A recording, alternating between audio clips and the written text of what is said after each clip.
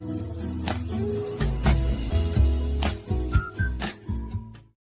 Hello and welcome back to new video of learn with learning creation, जिसमें हम बात करने वाले हैं कि difference between web server and server.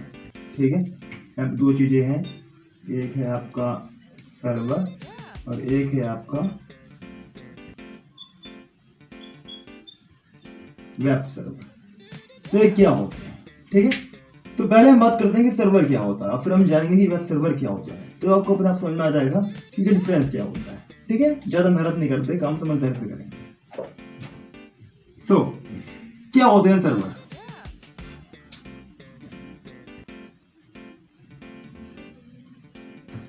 किसी भी तरह के नेटवर्क में एक सर्वर होना अनिवार्य है जो कि उस नेटवर्क को मैनेज करे। इसके अलावा सर्वर के दो काम और होते हैं, एक डाटा शेयरिंग में हेल्प करना या फिर इसे मैनेज करना, और एक होता है कि आप नेटवर्क में रिसोर्सेज शेयर कर पाए। ठीक है, और साथ ही साथ आप मैनेज तो इस पे कर ही रहे हैं, तो एक तो पूरे नेटवर्क को मैनेज करना प्लस डाटा शेयरिंग करवाना और नेटवर्क में रिसोर्सेज शेयरिंग करना, ये काम है मेन एक किसी भी तरह के सर्वर के, उसे हम कहते हैं सर्वर।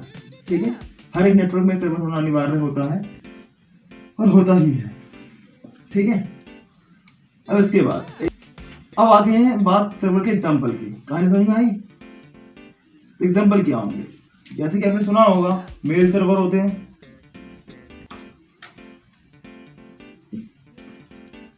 वेब सर्वर,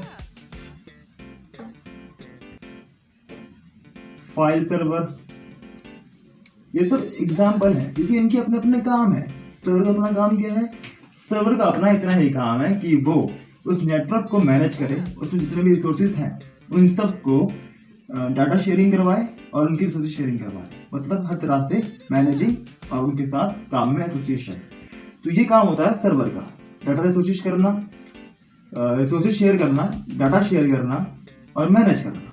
एग्जाम्पल क्या हो गए? मेल सर्वर, हम इसको यूज करते हैं मेलिंग के लिए। वेब सर्वर, जिसको हम यूज करते हैं वेबसाइट को डिस्प्ले करवाने के लिए या फिर वेबसाइट के लिए। और फाइल सर्वर, इसको हम यूज करते हैं फाइल शेयरिंग के लिए। इस तरह के बहुत सारे सर्वर होते हैं। तो हम जानते हैं कि मेन मोटिव है सर्वर के बारे में। इक्विपमेंट एंड रिसोर्सेज शेयरिंग जो है मेन काम, centralised file sharing, centralised virus scanning, centralised server.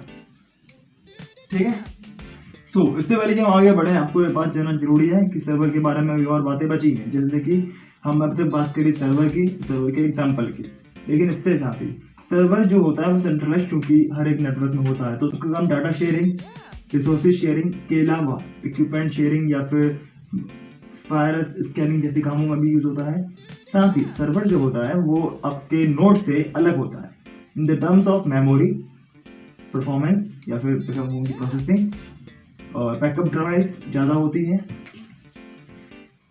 तो अभी तक हमने जो जाना वो था सर्वर के बारे में, लेकिन एग्जांपल के साथ ही हमें यह जानना जरूरी है कि जो सर्वर होता है वो एक कंप्यूटर से, मतलब वो कंप्यूटर जो सर्वर की तरह एक्ट करेगा वो एक नोड से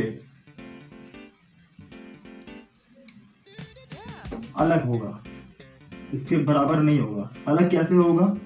मेमोरी के टर्म्स में, परफॉर्मेंस के टर्म्स में, बैकअप डिवाइस, ड्राइव,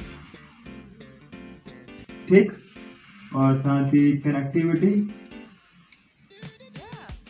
या फिर मैं कहूँगी scalability.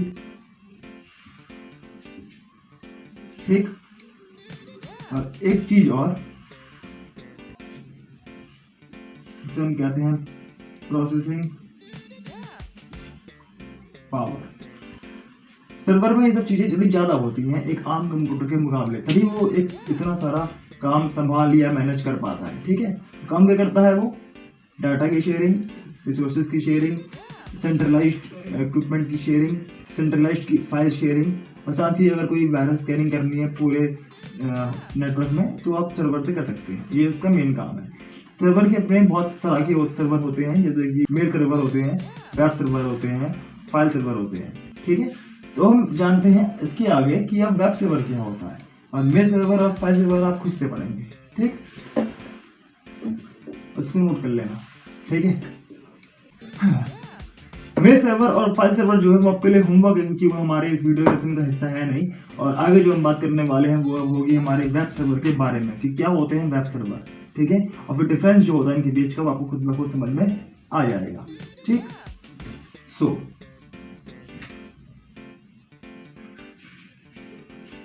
What is web server? पहला काम ये करते हैं डिलीवर वेब पेजेस, इसलिए इसके आगे वेब लगा है, ठीक है। ये हमारे को वेब पेज डिस्प्ले कराने में हेल्प करते हैं ये सर्वर। ये इनके पास वेब पेजेस का कलेक्शन होता है और ये रिक्वेस्ट के आते ही उसे रिस्पॉन्ड करते हैं, क्या, वेबसाइट, इसलिए इन्हें कहते हैं वेब सर्वर। फाइल सर्वर में क्या रिस्पॉन्ड होगा? फाइल शेयरिंग होगी। और इसी तरह अगर मैं बात करूं मेल सर्वर की, तो ये यूज किया जाता है मेल करने में। बाकी इसके बारे में डिटेल आप खुद निकालेंगे, हम इस पे आते हैं, ठीक। सो वेब सर्वर जो होता है वो वेबसाइट हैंडल करता है, यानी कि हम इसे कह सकते हैं कि वो HTTP रिक्वेस्ट को हैंडल करता है और साथ ही आपको वेब पेज डिस्प्ले करवाने में हेल्प करता है। तो ये जानते हैं कैसे काम करता है वेब सर्वर डिटेल में, ठीक है। ये आपका कंप्यूटर है, आपने यहाँ पे लिखा लर्निंग क्रिएशन .co.in, ठीक है। आपने इसको लिख करके एक रिक्वेस्ट भेज दी, किसके माध्यम से? वेब ब्राउजर के माध्यम से, यानी कि क्रोम से भेजी होगी मुझे, या फिर आपने भेजी होगी मोजिला से या ओपेरा से, यूसी ब्राउजर, अगर आप फोन चला रहे हैं तो ये सब क्या है? काइंड्स ऑफ ब्राउजर, इनसे आपने रिक्वेस्ट भेजी, ठीक है। तो रिक्वेस्ट जाते ही ये आपका कंप्यूटर था, यहाँ से ये वेब ब्राउजर के माध्यम से आपने मुझे भेजा, मतलब मुझे नहीं भेजा, आपने रिक्वेस्ट भेजी, ठीक है।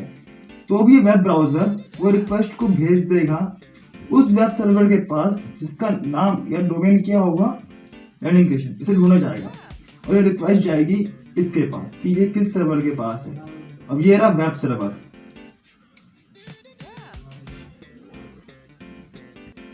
इसके पास आपका रिक्वेस्ट किया हुआ पन्ना है, ठीक है। अब जब इसके पास ये पहुंचा तो इसने इस रिक्वेस्ट को लिया और इसने रिस्पॉन्ड कर दिया कि हाँ भैया ये रहा पेज, और इसने आपके पेज को फैच कर दिया और वो पेज आप यहाँ पे देख पाते हैं learningcreation.co.in लिखते ही। तो ऐसे ही पूरी साइकिल काम करती है, ठीक है।